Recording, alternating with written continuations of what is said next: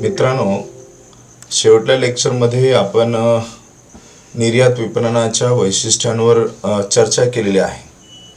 म्हणजेच आपण टॉपिक सुरू करत असताना निर्यात विपणनाची जी ओळख आहे म्हणजे इंट्रोडक्शन टू एक्सपोर्ट मार्केटिंग याच्याबद्दलची माहिती आपण पहिल्या लेक्चरमध्ये पाहिलेली आहे.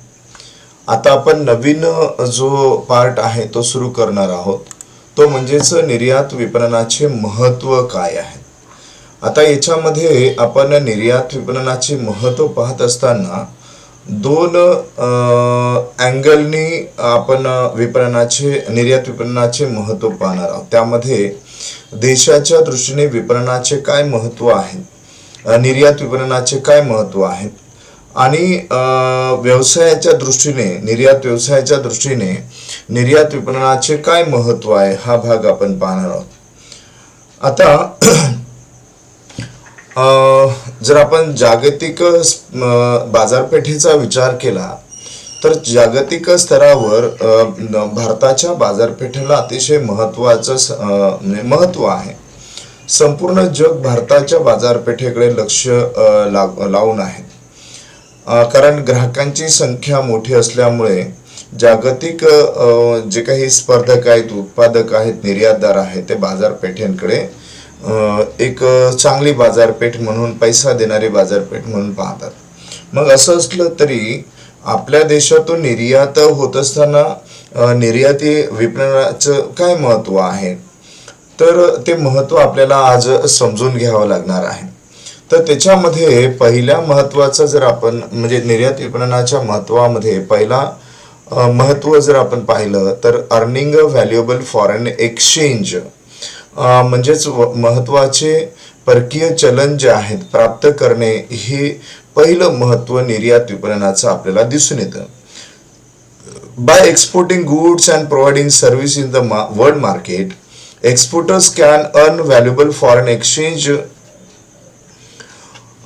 To their countries. जेव्हा निर्यातदार वस्तू आणि सेवांची निर्यात इतर देशांमध्ये करत असतात तर त्या वस्तू आणि सेवांच्या निर्यातीमधून अतिशय मौल्यवान जे विदेशी चलन आहे ते विदेशी चलन देशाला मिळवून देत असतात.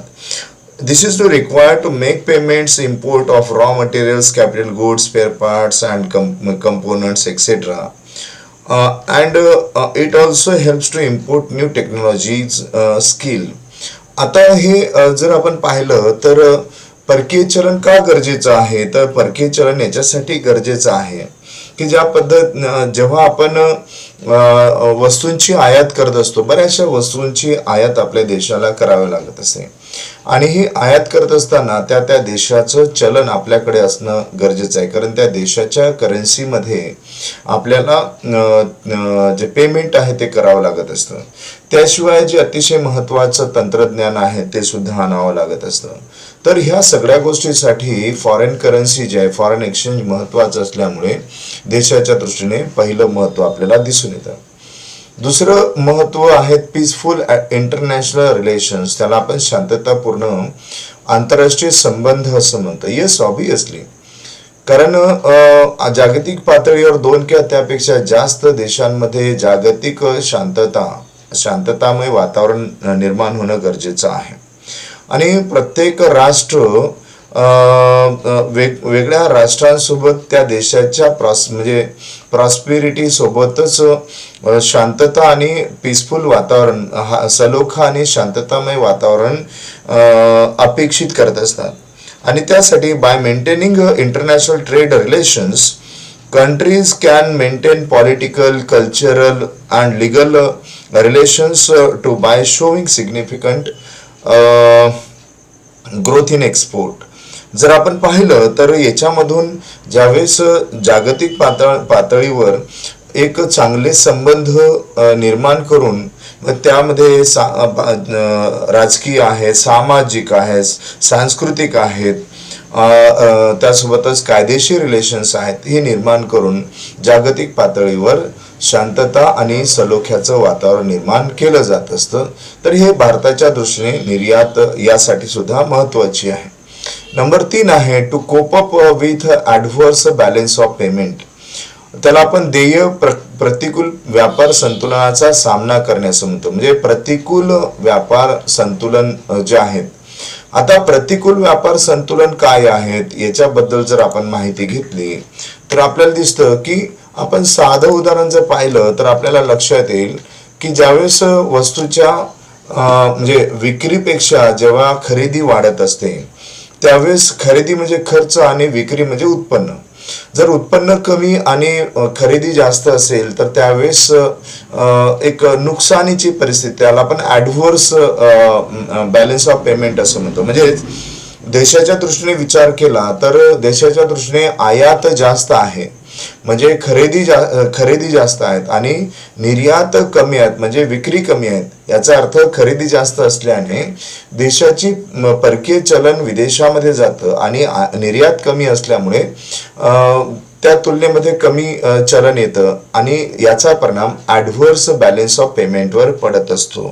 म्हणजे याचा अर्थ की प्रतिकूल परिस्थिती निर्माण होत असते आणि मग प्रतिकूल परिस्थितीतून जर देशाला बाहेर काढायचं असेल तर अशा वेळेस निर्यात वाढीसारखा पर्याय नसतो.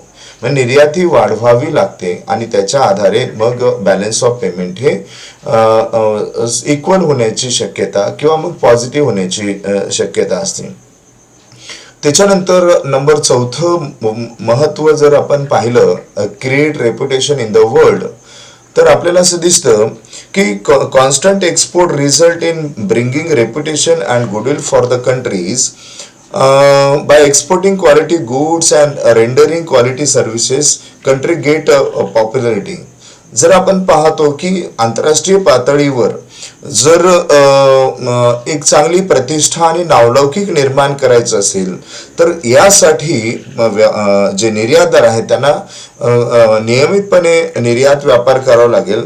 एवढंच नाही तर ज्या काही वस्तू आणि सेवा आहेत त्या दर्जेदार वस्तू आणि सेवांची उपलब्धता करून द्यावी लागेल.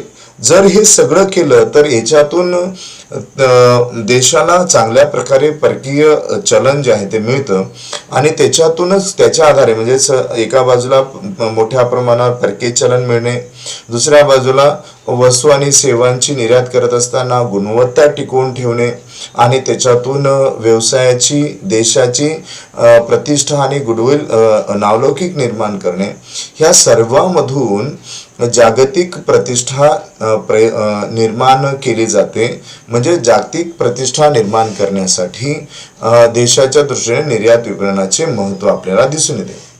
त्याच्यानंतर 5वं जे महत्त्व आहे ते म्हणजे अधिकाधिक रोजगार संधी उपलब्ध करणे. त्याला आपण प्रोव्हाइड मोर एम्प्लॉयमेंट अपॉर्च्युनिटीज असं म्हटलेलं आहे. येस, ऑब्वियसली की देशाला export facilitate needs and requirements for fast growing industrial and service sector. जर आपण बघतो जर निर्यातीला सहाय्य करायचं असेल, निर्यात वाढवायचे असेल तर देशांतर्गत वस्तू आणि सेवांचं उत्पादन वाढीवर भर द्यावा लागेल आणि जर वस्तू आणि सेवांचं उत्पादन वाढीवर भर द्यायचा असेल तर त्यासाठी देशांतर्गत असणाऱ्या जे काही रिसोर्सेस आहेत मग त्याच्यामध्ये फिजिकल रिसोर्सेस असू शकतात, फायनान्शियल रिसोर्सेस असू शकतात, याचा योग्य पद्धतीने किंवा जास्तीत जास्त उपयोग करावा लागतो.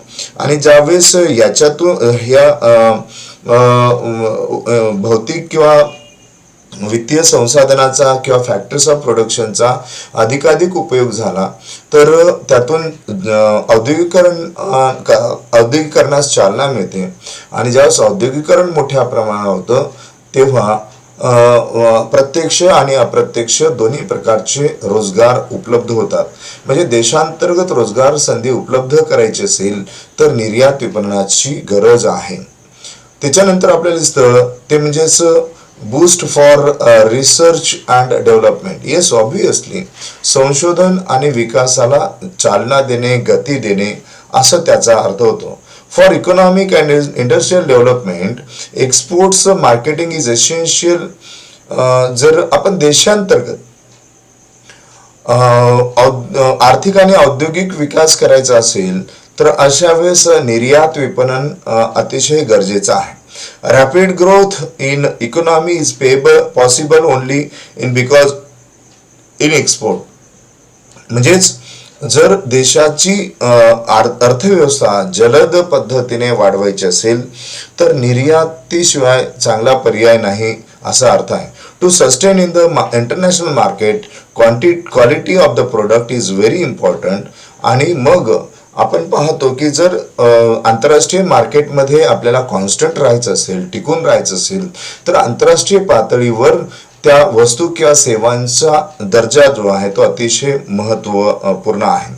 आणि मग अशा वेळेस दर्जा राखायचा असेल, दर्जा वाढवायचा असेल तर वारंवार त्या रिसर्च अँड डेव्हलपमेंट जे आहे ते करणं गरजेचं असतं. आणि रिसर्च अँड डेव्हलपमेंट ज्यावेळेस करतात त्याच्यातून दर्जा निर्मिती होते. म्हणजेच संशोधन आणि विकासास गती देण्यासाठी विपणन, निर्यात विपणन अतिशय महत्वाचा घटक आहे. जर निर्यात विपणन नसेल तर अशा वेळेस आंतरराष्ट्रीय पातळीवर दर्जेदार वस्तू निर्माण करता येणार नाही, म्हणजे इच्छा होणार नाही, किंवा दर्जेदार वस्तू निर्माण करण्यासाठी रिसर्च अँड डेव्हलपमेंट करण्याची गरज पडणार नाही. म्हणजे रिसर्च अँड डेव्हलपमेंट केलं नाही तर वस्तूची गुणवत्ता, वस्तू किंवा सेवांची गुणवत्ता किंवा दर्जा वाढणार नाही. म्हणजे संशोधन आणि विकासास गती देण्यासाठी निर्यात विपणन हे अतिशय महत्वाचं कार्य करतं. आफ्टर दॅट नेक्स्ट आहे ते म्हणजेच डेब्ट सर्व्हिंग, त्याला आपण कर्जाची परतफेड करणे असं म्हणतो. आता आपण पाहतो की डेव्हलपिंग कंट्रीज ज्या आहेत जसं भारत आहेत, borrows in bulk from advance countries as well as international financial institutions like world bank, त्याला आपण IBRD असं म्हणतो, अँड IMF, ज्या इंटरनॅशनल बँक आहेत, इंटरनॅशनल मॉनिटरी फंड आहेत का, जागतिक बँक आहेत, वर्ल्ड बँक आहेत, त्यांच्याकडून किंवा म्हणजे देशांतर्गत इन्फ्रास्ट्रक्चर डेव्हलपमेंटसाठी किंवा देशांतर्गत आर्थिक विकासाच्या योजना आणण्यासाठी सरकारला पैसा हवा असतो, पैसे कर्जाच्या स्वरूपामध्ये हवा असतो. आणि हे कर्ज सरकार किंवा भारत देश किंवा भारतासारखे जे विकसनशील देश आहेत ते विकसित देशांकडून किंवा ह्या जागतिक पातळीवर असलेल्या बँकांकडून किंवा संस्थांकडून कर्ज घेत असतात. आता घेतलेल्या कर्जांचं जर परतफेड करायची असेल तर यासाठी देशांतर्गत उद्योगधंद्यांची निर्मिती होणं गरजेचं आहे. म्हणजे औद्योगिकरण होणे गरजेचं आहे, पर कॅपिटा इन्कम वाढणं गरजेचं आहे. आणि ज्यावेळेस औद्योगिकरण करायचं असेल तर त्यावेळेस एक्सपोर्ट्स होणं गरजेचं आहे. म्हणजेच याचा अर्थ काय, अल्टिमेटली आपण पाहिलं तर कर्जाची परतफेड करायची असेल तर देशाला निर्यात विपणन अतिशय महत्त्वपूर्ण आहे. त्याच्यानंतर आपल्याला दिसतं ते म्हणजेच हेल्पिंग हँड टू टेरिटरीज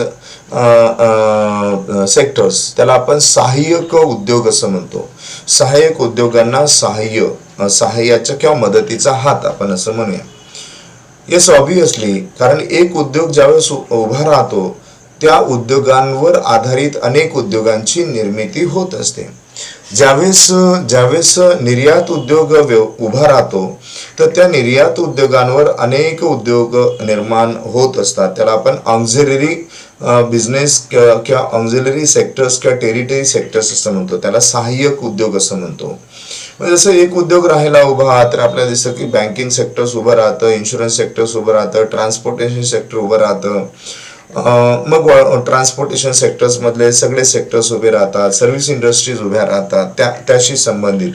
म्हणजे केवळ एक उद्योग उभा राहिल्याने एकच उद्योग उभा राहत नाही तर त्याच्याशी संबंधित असणारे किंवा त्याच्यावर अवलंबून असणाऱ्या अनेक उद्योगांची निर्मिती होत असते. तर याचा अर्थ की देशांतर्गत जे काही सहाय्यक उद्योग आहेत म्हणजे मुख्य उद्योगाला सहाय्य करणारे उद्योग जे आहेत त्यांना मदत करण्यासाठी निर्यात विपणनाची महत्वाची गरज आहे. त्याच्यानंतर आपल्याला दिसतं ते म्हणजेच नवं महत्व देशाच्या दृष्टीने improving standard of living in a nation, राहणीमानाचा म्हणजे देशातील लोकांचा किंवा देशातील राहणीमानाचा दर्जा उंचावणे. Yes, obviously. Large scale of export marketing strengthens the countries by way of increasing in employment opportunities. ज्यावेळेस मोठ्या प्रमाणात एक्सपोर्ट होत असतं त्याच्यातून मोठ्या प्रमाणावर उद्योगधंदे उभे राहिल्याने त्याच्या आधारे खूप मोठ्या प्रमाणात, जास्त प्रमाणात रोजगार संधी उपलब्ध होत असतात.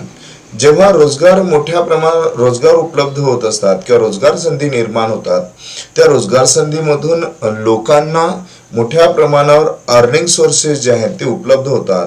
आणि अर्निंग सोर्सेस उपलब्ध झाले की पर्चेसिंग पॉवर वाढतो. एका बाजूला चांगल्या दर्जेदार वस्तू आणि दुसऱ्या बाजूला लोकांकडे असलेला पैसा, याचा जर विचार केला तर त्या पैशातून दर्जेदार वस्तूच्या खरेदीमधून लोकांचं किंवा जे quality of living in citizens of the nation जे आहेत ते वाढताना आपल्याला दिसून येतं. आणि शेवटी आहे इकॉनॉमिक डेव्हलपमेंट, आर्थिक विकास. येस, ऑब्विसली देशाचा आर्थिक विकास करायचा असेल तर अशा वेळेस उद्योगधंदे निर्माण होणं गरजेचं आहे. उद्योगधंद्यासाठी बेसिक इन्फ्रास्ट्रक्चर निर्माण होणे गरजेचं आहे. जेव्हा निर्यात व्यापार वाढतो तर निर्यात व्यापार वाढत असताना त्याच्याशी संबंधित असलेल्या उद्योगधंद्यांची वाढ होते. आणि जेव्हा त्याच्याशी संबंधित असलेल्या उद्योगधंद्यांची वाढ होते, त्या उद्योगधंद्याच्या वाढीमधून देशाला आवश्यक असणारा जो रेव्हेन्यू आहे तो टॅक्सच्या स्वरूपामध्ये मिळत असतो. म्हणजेच मी आताच तुम्हाला सांगितलं की जे काही म्हणजे निर्यात विपणन आहे, त्या निर्यात विपणनाच्या संबंधात ज्या एक्सपोर्ट ड्युटीज आहे, इम्पोर्ट ड्युटीज आहेत, त्या एक्सपोज केल्या जातात. त्यावर अवलंबून असणारे उद्योगधंदे, त्याच्यातून त्या उत्पादित झालेल्या किंवा नफ्यातून देशाला मोठ्या प्रमाणावर रेव्हेन्यू मिळत असतो. आणि ह्या सगळ्या म्हणजेच फॉरेन एक्सचेंजच्या माध्यमातून मिळणारा रेव्हेन्यू आणि देशांतर्गत टॅक्सेसच्या माध्यमातून, जीएसटीच्या माध्यमातून किंवा इतर टॅक्सेसच्या माध्यमातून मिळणारा रेव्हेन्यूचा उपयोग देशाच्या आर्थिक विकासासाठी केला जात असतो. म्हणजेच देशाची आर्थिक प्रगती किंवा आर्थिक विकास करायचा असेल तर देशाला निर्यात विपणनाची गरज आहे किंवा निर्यात विपणनाचं महत्त्व आपल्याला दिसून येतं. तर अशा पद्धतीने आपण देशाच्या दृष्टीने निर्यात विपणनाचे महत्त्व आपण पाहिले. आता आपण दुसरा पार्ट आपण निर्यात विपणनाशी संबंधित पाहू आपण. तो आहे उद्योग व्यवसायास निर्यात विपणनाचे महत्त्व काय आहे. Importance of export marketing to a form business और एंटरप्राइजेस. तर याच्यामध्ये आपल्याला दिसतं की एक आहेत हाय व्हॉल्यूम ऑफ प्रॉफिट, नफ्याचा अधिक दर. Export firms enabled to earn high volume of profit by changing higher price for their products after earning goodwill and reputation in the market, in the international market. Export transactions are in large scale so that they enjoy economies of scale. जर आपण पाहिलं तर आपल्याला असं लक्षात येतं की ज्यावेळेस आंतरराष्ट्रीय बाजारपेठेमध्ये एक्सपोर्टर्सची जी काही प्रतिष्ठा आणि गुडविल, नावलौकिक निर्माण होतं, त्याचा फायदा घेण्यासाठी निर्यातदार ज्या काही निर्यात वस्तूवर अधिक नफा चार्ज करतात.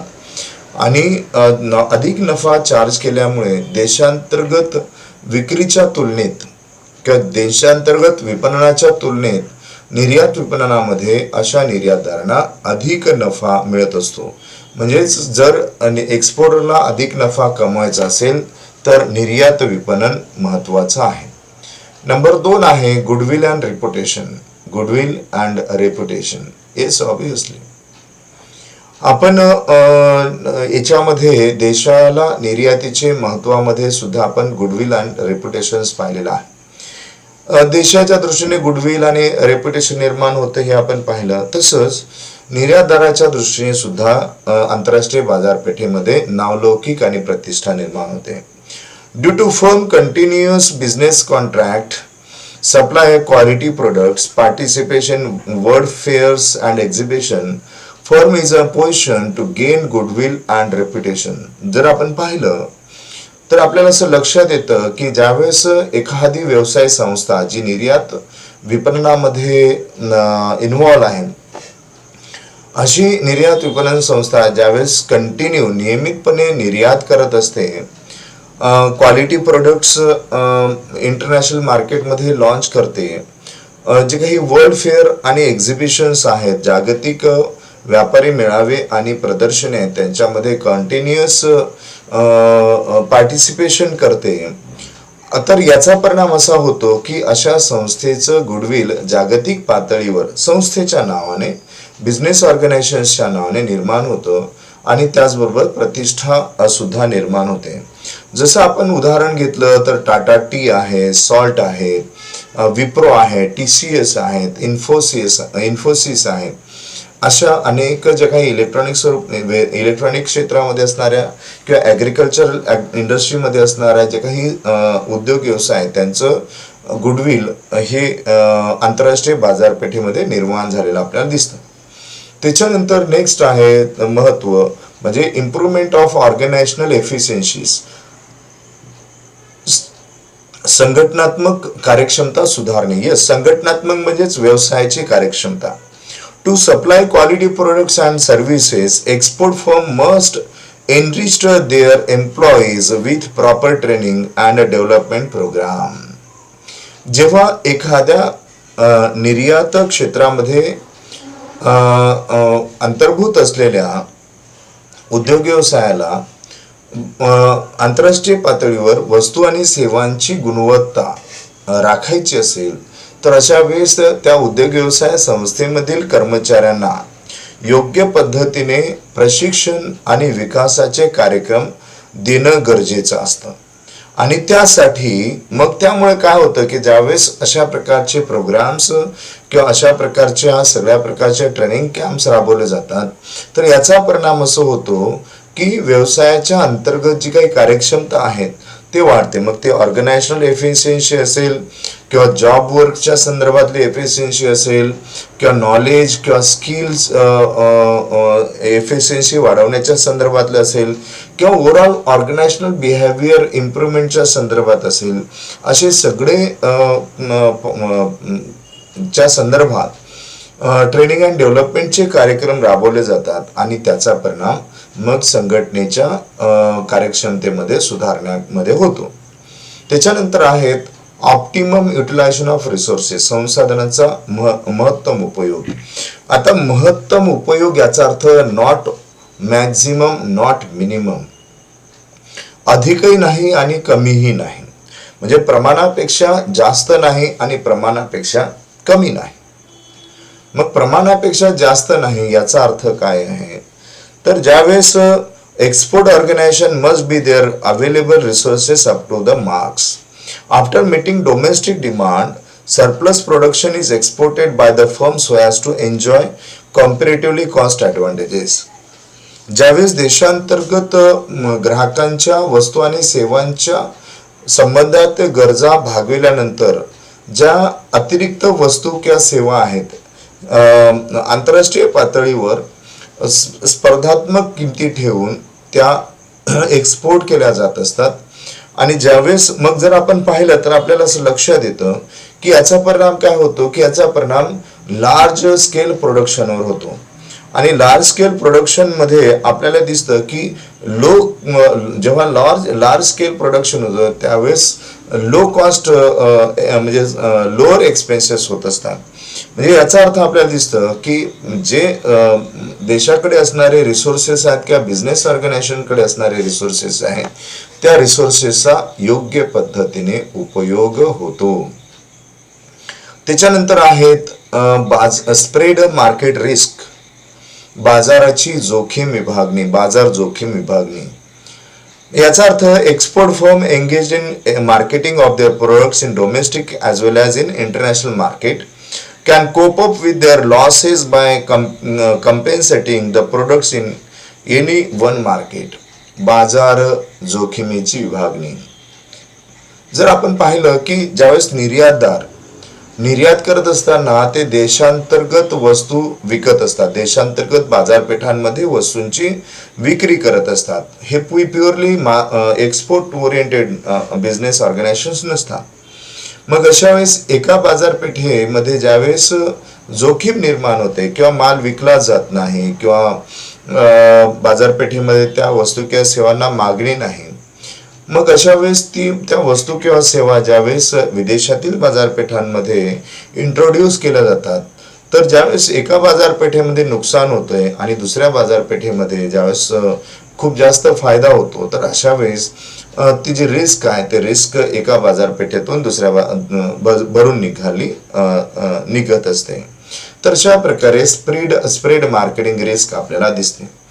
नेक्स्ट आहे advantages of research and development. Yes, obviously जसं आपण पाहिलं की देशाला रिसर्च अँड डेव्हलपमेंटचे जे फायदे होतात, तसेच किंवा त्याच प्रमाणामध्ये व्यवसाय म्हणजे निर्यात विपणनामध्ये अंतर्भूत असलेल्या व्यवसायाला सुद्धा संशोधन आणि विकासाचे फायदे होत असतात. मग export firms have to maintain and improve quality and services continuously. For this, they have to give attention for constant research and development. It enables firms to undertake market research, technology upgradation to improve quality standards and quality of services. Yes, obviously.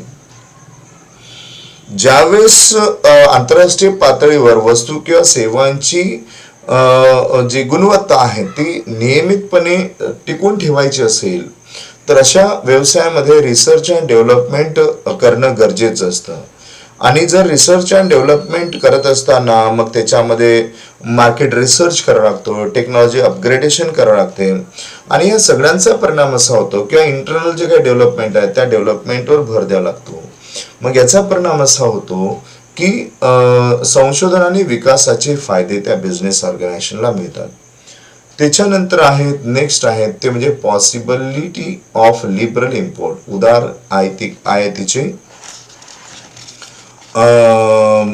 आयातीचे दायित्व किंवा शक्यता आपण त्याला म्हणतो. By enjoying advantages of economies of large scale production, export firm collect a huge amount of foreign exchange.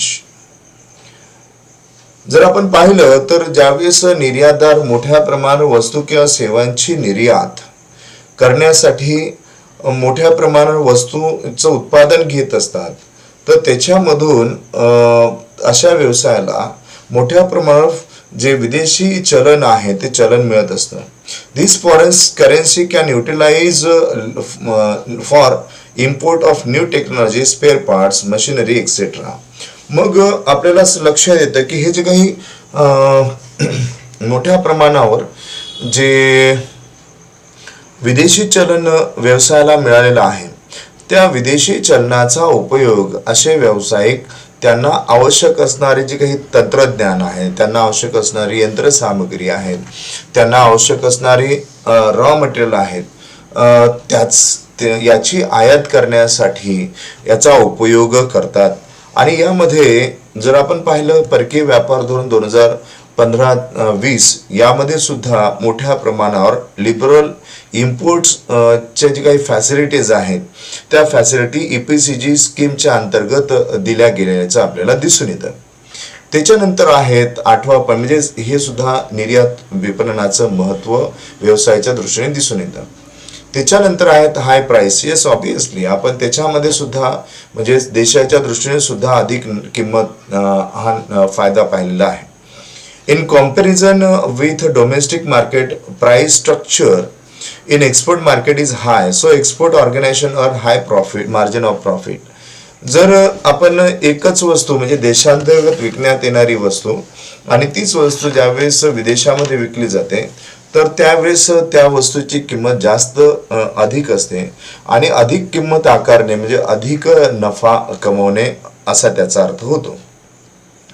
त्याच्यानंतर आहे ते म्हणजेच enjoying benefits of government assistance and इन्सेंटिव्स. काय होतं की काही निर्यातीच्या बाबतीत शासनाचे बंधनं आहेत. शासन म्हणजे त्याला आपण निगेटिव्ह लिस्ट ऑफ एक्सपोर्ट असं म्हणतो, तो आपण 3rd टॉपिकमध्ये बघणारच आहोत. तर त्याच्यामध्ये म्हणजे ह्या निगेटिव्ह लिस्ट ऑफ एक्सपोर्ट सोडून ज्या वस्तू आहेत त्या वस्तू निर्यात करण्यासाठी किंवा देशाच्या दृष्टीने ज्या वस्तूची निर्यात करणं फायद्याचं आहेत अशा वस्तूच्या निर्यातीवर ग्राहकांकडून काही सवलती किंवा सहाय्य मिळत असतं. आणि जसं मग ड्युटी ड्रॉबॅक आहेत किंवा एक्साइज ड्युटी एक्झम्पशन आहेत, इन्कम टॅक्स हॉलिडेज आहेत, ह्या सगळ्या किंवा इत्यादी जे काही एक्झम्पशन्स जे सरकारकडून दिले जाते किंवा इन्सेंटिव्ह दिले जातात, तर याचा फायदा असा होतो की निर्यातदाराला डोमेस्टिक मार्केटमध्ये मिळणाऱ्या फायद्यापेक्षा निर्यात विपणनामध्ये अधिक फायदा मिळाल्याचं आपल्याला दिसून येतात. आणि शेवटी आहेत कीप अलाइव्ह ओल्ड प्रोडक्ट, जुन्या वस्तूंना जिवंत ठेवणे. येस, ऑब्विसली आपल्याला माहिती आहे की कोणतंही प्रोडक्ट हे प्रोडक्टचं एक लाईफ सायकल असतं, त्याला आपण प्रोडक्ट लाईफ सायकल असं म्हणतो, वस्तू जीवन चक्र असं म्हणतो. प्रत्येक वस्तूला चार टप्प्यामधून जावं लागतं, म्हणजे जीवनचक्राच्या 4 टप्प्यामधून जावं लागतं. मग त्याच्यामध्ये इंट्रोडक्शन स्टेज आहेत, ग्रोथ स्टेज आहेत, मॅच्युरिटी स्टेज आहेत आणि डिक्लाइन स्टेज आहे.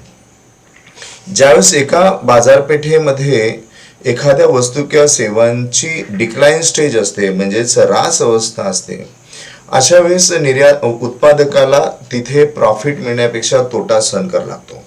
मग अशा वेळेस ती वस्तू जर दुसऱ्या मार्केटमध्ये लॉन्च केली तर प्रोडक्ट लाईफ सायकलच्या प्रारंभिक अवस्थेमध्ये ती जाते, म्हणजेच तिथून त्याला ग्रोथ करता येऊ शकतो. म्हणजे याचा अर्थ की जी वस्तू बाजारपेठेमधून बाहेर काढण्यापेक्षा जर त्या वस्तूला प्रोडक्ट लाईफ सायकलच्या आधारे जर दुसऱ्या बाजारपेठेमध्ये लॉन्च केलं तर अशा वेळेस त्या वस्तूला जीवनदान मिळू शकतं. म्हणजेच जुन्या वस्तू मार्केटरच्या दृष्टीने जुन्या वस्तूंना जिवंत ठेवणं तेवढंच गरजेचं असतं. आणि त्यासाठी एक एक्सपोर्ट म्हणजे डोमेस्टिक मार्केटमध्ये ती वस्तू जर जुनी झाली असेल किंवा त्या वस्तूला जर ग्राहक अवेलेबल नसतील तर अशा वेळेस ती वस्तू एक्सपोर्ट केली जात असते किंवा इतर देशांच्या बाजारपेठेमध्ये ती लॉन्च केली जाते, काही फीचर्स बदलवून. आणि या माध्यमातून जुन्या वस्तूंना जिवंत ठेवण्याचा प्रयत्न केला जातो. तर अशा पद्धतीने आज आपण निर्यात विपणनाचे महत्त्व देशाच्या दृष्टीने काय आहेत आणि उद्योग व्यवसायाच्या दृष्टीने निर्यात विपणनाचे महत्त्व काय आहेत याचा आपण अभ्यास केलेला आहे. आय थिंक तुम्हाला समजलं असेल. आपण इथे थांबूया.